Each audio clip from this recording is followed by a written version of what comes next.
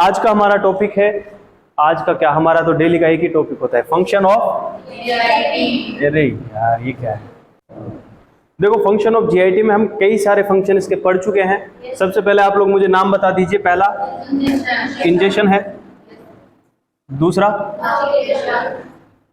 दूसरा इसका है फंक्शन मास्टिकेशन, क्योंकि सबसे पहले हम इंजेस्ट करते हैं खाने को, उसके बाद चबाते हैं, उसके बाद स्वालो करते हैं, उसके बाद सिक्रेशन वगैरह होते हैं, उसके बाद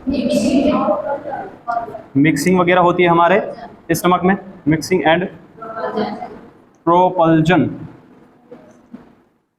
ठीक है। उसके बाद में डाइजेशन भी होता है, उसके बाद में एब्जॉर्प्शन नहीं है प्रिया, एब्जॉर्प्शन, उसके बाद में क्या, एक्सक्रेशन नहीं, इससे पहले एक और फंक्शन पढ़ना है। क्या पढ़ना है? Compaction, and last one is elimination या फिर डिफिकेशन। एलिमिनेशन या इसी को कहते हैं डिफिकेशन, ठीक है। इस तरह से हमारे 9 फंक्शन है जीआईटी के, जिनमें से इंजेक्शन के बारे में आप भली बात ही जान चुके हैं। क्या होता है? फूड को इंजेस्ट करना, रेस्पॉन्स आना चाहिए सबका। दूसरा फंक्शन क्या है? मास्टिकेशन, इसके बारे में जान चुके हैं। जब इंजेस्ट करेंगे तो उसके बाद में हम चबाएंगे खाने को, ठीक है। चबाना मतलब मास्टिकेशन या फिर इसी को बोल सकते हैं च्यूइंग। उसके बाद में चबाने के बाद में अब खाना तैयार हो चुका है हमारे इसोफेगस में, फेरेंक्स में जाने के लिए। तो अब हम उसको क्या करेंगे? निगल जाएंगे। निगलने का मतलब स्वालोविंग, या फिर इसी का दूसरा नाम होता है डीग्लूटेशन।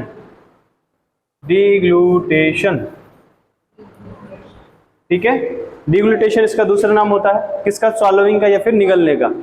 उसके बाद में सिक्रेशन। देखो सिक्रेशन कोई सीक्वेंस वाला नाम नहीं है, सिक्रेशन सब जगह होता है। इंजेस्ट करते हैं उससे पहले भी हमारे माउथ में सिक्रेशन हो सकते हैं, मास्टिकेशन करते हैं तब भी सिक्रेशन होते हैं, हमारे आगे जीआईटी में भी सिक्रेशन होते रहते हैं। तो इसका अपन ऐसा नहीं मानेंगे कि ये कोई इसका सीक्वेंस है, जैसे कि अपन सारी चीजें सीक्वेंस में याद करते हैं, सबसे पहले इंजेस्ट करेंगे उसके बाद में मास्टिकेशन करेंगे, तो ये सीक्वेंस में याद रहे ऐसा जरूरी नहीं है, ठीक है। इसको कभी भी ले सकते हैं, कभी भी बोल सकते हैं।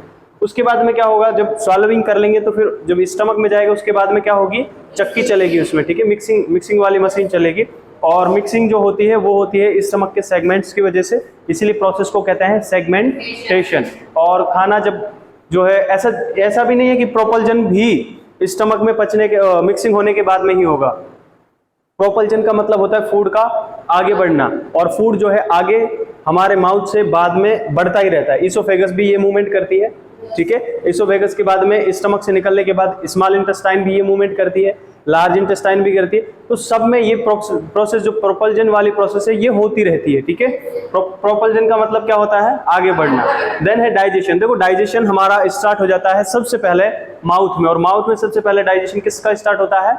कार्बोहाइड्रेट का। 1% होता है लेकिन होता जरूर है। उसके बाद में दूसरा नंबर पे डाइजेशन जो स्टार्ट होता है वो होता है स्टमक में, और स्टमक में सबसे पहले डाइजेशन किस स्टार्ट होता है? प्रोटीन का। Very good. उसके बाद में जो फैट है वो कहाँ पे डाइजेस्ट होता है? Duodenum of intestine. कौन सी intestine? Small intestine. Small intestine के ड्यूडिनम वाले पार्ट में किसका डाइजेशन स्टार्ट होता है? फैट का डाइजेशन होता है, ठीक है। उसके बाद में फैट का डाइजेशन होने के बाद, मतलब कहने का ये है कि जो है हमारा स्टमक में भी डाइजेशन होता है, उसके बाद मैक्सिमम जो डाइजेशन होता है वो स्मॉल इंटेस्टाइन में, और वहीं पर डाइजेस्ट होने के बाद में खाना क्या होगा? एब्जॉर्ब होगा। डाइजेशन का मीनिंग होता है कि बड़े बड़े पार्टिकल्स से उसको छोटे छोटे पार्टिकल्स में तोड़ देना, यही डाइजेशन कहलाता है। ओके श्वेता। उसके बाद में जब डाइजेस्ट हो जाता है, छोटे छोटे पार्टिकल्स बन जाते हैं, जैसे कि कार्बोहाइड्रेट का बन जाता है मोनोसेक्राइड, प्रोटीन का बन जाता है एमिनो एसिड, फैट का बन जाता है फैटी एसिड, वाटर, मिनरल्स, इनका डाइजेशन होने की जरूरत नहीं पड़ती है। देन ये सारी चीजें फिर क्या होंगी? एब्जॉर्ब होंगी। एब्जॉर्ब का मतलब होता है अवशोषित कर लेना, और अवशोषित कैसे किया जाता है? हमारी जो जीआईटी है, जीआईटी का मतलब ये क्या है? हमारी यही है ना हमारी जीआईटी।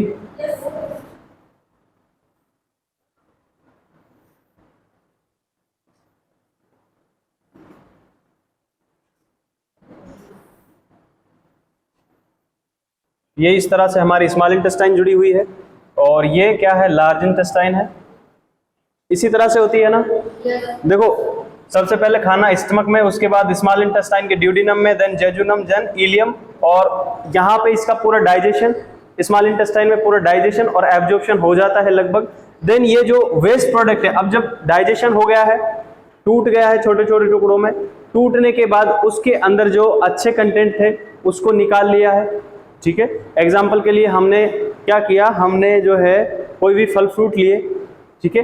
एग्जाम्पल के लिए संतरा हमने लिया, ठीक है। संतरे से हमने क्या किया, उसको बाहर से निकाला, साफ किया, उसके ऊपर जो वो फाइबर्स जैसी संरचना होती है उसको साफ किया। अब उसको हमने खा लिया, जो हमने संतरा लिया था उसको खा लिया।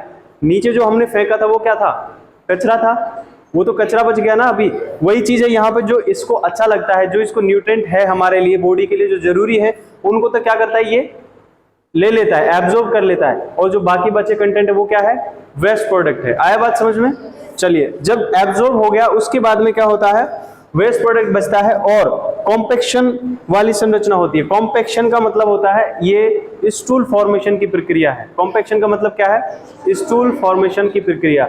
इस प्रक्रिया में क्या होता है, जो वेस्ट प्रोडक्ट होता है वो स्टूल के रूप में फॉर्म हो जाता है, ठीक है। सबसे पहले ये जो होता है यहाँ पे इस स्मॉल इंटेस्टाइन में, यहाँ पे इसका नेचर होता है लिक्विड। कैसा होता है, लिक्विड, क्योंकि इसमें कुछ मात्रा में क्या पाया जाता है, फ्लूइड भी होता है, ओके। जब ये मान लीजिए यहाँ से कहाँ पे गया, लार्ज इंटेस्टाइन में, लार्ज इंटेस्टाइन में जो है ये आगे बढ़ेगा, और लार्ज इंटेस्टाइन में हमने एक चीज सीखी है कि लार्ज इंटेस्टाइन जो होती है उसमें बचा कुचा जो पानी होता है उसका एब्जॉर्ब हो जाता है, ठीक है। तो यहाँ पे इसका जो ये क्या है, ये लिक्विड फॉर्म में होता है, तो यहाँ पे इसका जो वाटर है उसको क्या कर लिया जाता है, अवशोषित कर लिया जाता है, एब्जॉर्ब कर लिया जाता है, और धीरे धीरे ये क्या होता है, ऊपर की तरफ जाता है। देन ये ट्रांसवर्स कॉलम में जाता है, देन ये डिसेंडिंग कॉलम में जाता है। उसके बाद ये एस शेप का यहाँ पे एक कॉलम पाया जाता है, उसको बोलते हैं अपन सिग्मोइड कॉलम। क्या बोलते हैं, सिग्मोइड कॉलम। सिग्मोइड कॉलम में जाता है। सिग्मोइड कॉलम में जो वेस्ट प्रोडक्ट है वो स्टूल के रूप में कंप्लीटली फॉर्म हो जाता है, ठीक है, बन जाता है। देन यहाँ पे स्टोर होता है, और जब इंसान डिफिकेशन के लिए जाता है, टॉयलेट जाता है, उस टाइम में ये यहाँ से निकल करके रेक्टम, और रेक्टम से एनस के द्वारा बॉडी से बाहर आ जाता है, ओके। इस तरह की प्रोसेस होती है। हमारे पूरे जीआईटी के फंक्शन जो होते हैं वो एक एक करके पढ़े, जिसमें कॉम्पैक्शन का मतलब क्या समझा हमने, स्टूल का फॉर्मेशन होना। क्या होना, स्टूल का फॉर्मेशन होना, स्टूल बनना, वो एक प्रोसेस है, उसी को अपन बोलते हैं कॉम्पैक्शन। और उसके बाद में जो है एलिमिनेशन या फिर डिफिकेशन की बात करें तो एलिमिनेशन और डिफिकेशन का मतलब होता है त्याग कर देना, मतलब बॉडी से वेस्ट प्रोडक्ट को बाहर निकाल देना ही क्या कहलाता है, एलिमिनेशन या फिर डिफिकेशन कहलाता है। अंडरस्टैंड? इतना समझ में आ गया? चलिए, ये हो गए हमारे फंक्शन ऑफ जीआईटी। चलिए, फंक्शन क्लियर है? चलो, आज का क्लास हमारा जो फंक्शन का था वो यहीं तक खत्म होता है। चलिए, ये वीडियो अपन यहाँ पे पॉज कर देते हैं।